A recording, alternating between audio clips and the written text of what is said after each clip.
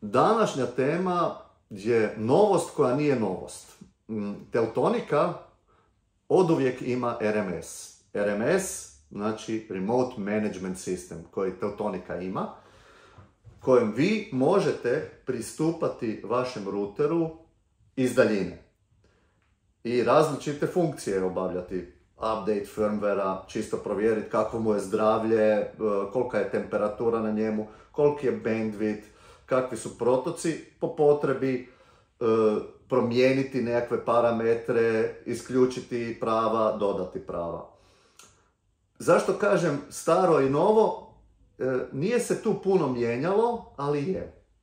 Do sada smo nudili RMS koji je koštao 2 eura na mjesec i kupovali ste ga u mjesečnim apoenima i nakon svakih mjesec dana bilo je gotovo. I onda bi morali ili kupiti veliku količinu RMS-ova, znači tih licenci, ili nakon mjesec dana reći ne treba mi više, budem se ovako kasnije snašao. Vidjela je i Teltonika da to nije najlakši način prodavanja. I odlučili su ponuditi stari RMS na novi način. Imamo novo licenciranje. Nema više mjesečno, nego za izvrsnu cijenu dobijete 5 godišnje ili 10 godišnje. Znači nešto što vas je do sada koštalo 2 eura svaki mjesec, znači na godinu dana 24 eura, sad vam uz uređaj nudimo za 30 eura. Ne vjerujete, ali istinito je. A sad kažete, joj, ali ja ne trebam kupiti novi uređaj. Nije nikakav problem.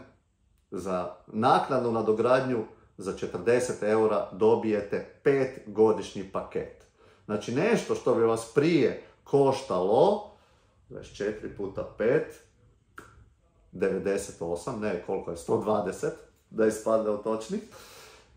Sada za 40 eura naknadno, a ako kupite uz uređaj, dobijete to za 30 eura. Znači, to vam je 25% te cijene. Lagano ćete ga naći i kod nas na našoj web stranici. Pod mrežnom opremom imamo, već ga vidite, daljinski sustav upravljanja mrežom, lijepi hrvatski naziv za RMS. Sve što trebate napraviti kad kupite novi uređaj, dodajte i to u košaricu, mi ćemo vam ga onda prodati za 30 eura, a ako nemate, možete direktno kupiti ovdje na našim mrežama. Znači, daljinsko upravljanje vašom opremom više nije 120 eura, nego samo 30. Ja mislim da je to stvarno nešto novo za nešto što je već pouzdano, dobro i staro. Probajte.